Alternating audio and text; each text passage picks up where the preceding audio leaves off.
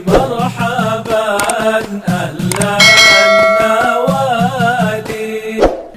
قال مؤلف رحمه الله مدة المسح لمقيم يوم وليلة وللمسافر 3 أيام بلياليها وشرط السفر أن يكون مباحا طويلة. Kita sampai ke pembahasan mengusap sepatu khuf. Nah, masa mengusap sepatu khuf bagi yang mukim 1 hari 1 malam, dan musafir 3 hari beserta seluruh malamnya. Dan syarat yaitu sedang safar. Jadi kita bahas sepatu yang biasa digunakan untuk melakukan perjalanan.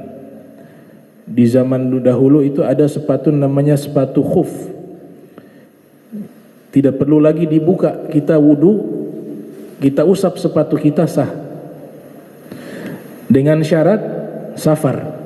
Kalaupun sudah sampai di tempat tinggal, masa waktunya hanya 1 hari 1 malam. Dengan syarat belum dilepas. Kalau sudah dilepas batal. Ya. Kalau dalam keadaan musafir 3 hari dengan seluruh malamnya. Jadi kita wudu menggunakan sepatu khuf itu selama 3 hari dengan seluruh malamnya ketika dalam keadaan musafir, orang yang sedang melakukan perjalanan. Nah, syarat musafir atau safar harus perjalanan yang sifatnya mubah dan paling minimal 82 km. Kurang daripada itu, sepatu itu tidak sah kita wudu mengusap sepatu. Harus dilepas. Kalau sudah perjalanan 82 km fa'akthar atau lebih, maka itu dikatakan safar. Dan di waktu itu juga sudah dibolehkan kita menjamak dan mengqasar salat. Ibtida'ul muddati minantiha'il hadath ka'in ba'da lubsi. Permulaan waktu dibolehkan mengusap sepatu dari berakhirnya hadas yang dia terjadi setelah menggunakan sepatu. Kama qala sahibu Safwati Zubat, sebagaimana berkata pengarang kitab Safwatu Zubat, rukhisa fi wudu'i kulli hadir yauman wa lailatan. Diberikan rukhsah, kemudahan di dalam berwudu bagi orang yang hadir di tempat tinggalnya 1 hari dan 1 malam.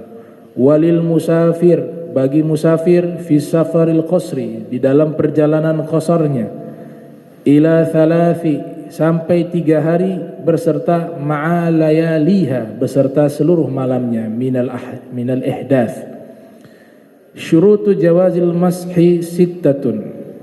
Syarat-syarat diperbolehkan kita mengusap sepatu khuf itu ada 6. Nah, ini kalau kurang salah satu, maka sepatu yang model zaman sekarang ini jarang seperti sepatu yang dimaksud nih, khuf.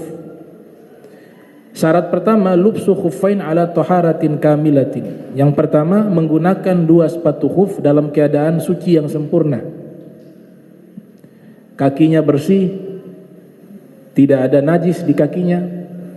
Ayyakuna lubsuhuma ba'da ghusli rijlain, yaitu dia menggunakan 2 sepatu tersebut setelah mencuci kedua kaki. Falau labisa ba'da ghusli ihda rijlain ahadal khuffain lam yasih mashu alaihi. Seandainya dia menggunakan sepatu tersebut sesudah mencuci salah satu dari 2 kakinya, maka tidak sah, harus kedua kakinya sudah bersih. Syarat kedua, ayyakuna qawiyaini bihaitsu la yatakharraqa bimasyil muqim fi umuri ma'isyatihi wa masyil musafir fi hajatihi. Syarat kedua, sepatunya kuat seukuran kalau dia berjalan dengan menggunakan sepatu tersebut tidak rusak. Syarat ketiga, ayyakuna mani'aini linufuzil ma' min ghairi kharzi. Dijadikan 2 sepatu tersebut bisa mencegah masuknya air dari celah-celah sepatu. Kalau sepatunya ada celah-celah bisa kemungkinan air masuk, itu sepatu tidak termasuk sepatu khuf. Yang keempat, ayyakuna tahiraini fala yakfi an yamsaha ala khuffin najisin au mutanajjisin. Yang keempat, sepatunya harus suci, bersih dari najis.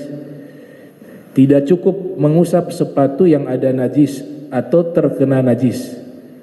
Yang kelima, ayyakuna satiraini li mahallil fardi minal jawanib wasufli wala yadurru kashfuhuma min a'la. Yang kelima, sepatunya itu harus menutup tempat wajib wudu. Karena dia sepatu berarti tempat wajib wudu di kaki. Di bawah mata kaki bukan sepatu khuf. Dia harus melebihi mata kaki. Dan yang keenam, an la yahsuda li labisihima hadatsun akbar. Yang keenam, bahwa yang menggunakan sepatu dalam keadaan suci dari hadas besar. Kalau dia hadas besar, itu sepatu dia gunakan untuk wudu tidak sah, sepatu khuf. Lianna masha ala khuffaini badalun an ghusli rijlaini fil wudu. Karena mengusap daripada kedua sepatu khuf itu pengganti dari mencuci kedua kaki di dalam wudu, la fil ghusli, bukan di dalam mandi wajib. Wa yattadihu min asy-syuruti annahu la yusihhul mashu ala jawarib ma'rufa al-an. Maka jelas kalau syarat-syarat ini sudah dijelaskan, tidak sah mengusap kaus kaki. Kaus kaki kan menutup juga, tapi tidak sah. Atau sepatu-sepatu yang syarat-syaratnya tidak terpenuhi, sebagaimana tadi dia kurang dari mata kaki, kemudian dia longgar. Nah itu tidak dinyatakan sah untuk menggunakan, kita wudu menggunakan sepatu tersebut, terkecuali harus dilepas. Li'annaha ghairu mani'atil nufuzil ma'i wa ghairu qawiyah. Nah, kaus kaki tidak dapat mencegah tembusnya air dan dia tidak kuat. Wa huwal mu'tamad 'inda jumhuril madzahibil arba, dan ini pendapat yang kuat menurut mayoritas para ulama 4 mazhab, atau pendapat dari 4 mazhab menyatakan bahwa kaus kaki tidak sah dijadikan seperti khuf, yang dimana kita berwudu dengan sepatu tersebut kita cukup mengusap, tapi kalau kaus kaki harus dilepas. Nah ini pembahasan tentang masalah khuf, sepatu yang digunakan untuk musafir. Kaifiyatul mashi aqalluhu alwajib mashu ma yutlaq alaihi ismul mashi min a'lal khuf walau yasira. Nah cara mengusap paling minimalnya yang wajib itu mengusap apa-apa yang dinamakan dengannya usapan dari bagian atas sepatu, walau yasira, walaupun sedikit. Wa akmaluha sunnah, dan paling sempurnanya sunnah, an yamsahal khuffa min a'lahu, dia mengusap sepatunya mulai dari bagian atas. Bi imrari asabi yumnahu, dengan dia menyela-nyelai menggunakan jari-jari kanannya, mutafarriqatan, yang terpisah, ada celah. Mina usubi rijli ila awwali saq, dari jari-jari kaki sampai ke awal, di bagian awal dari betis, khututan. Wa kadzalika asfaluhu, demikian juga bagian bawahnya, bi imrari asabi yusrahu mufarraqah, yaitu dia menggunakan jari-jarinya diusap-usap dengan jari-jari bagian kirinya. Minal aqib ilal asabi khututan kadzalik, dari mulai dari tumit sampai ke jari-jari kakinya.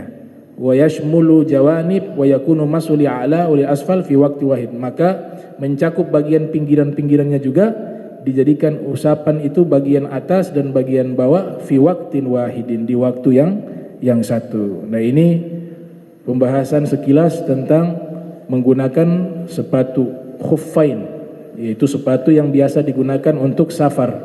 Ya, wallahu alam bisawab.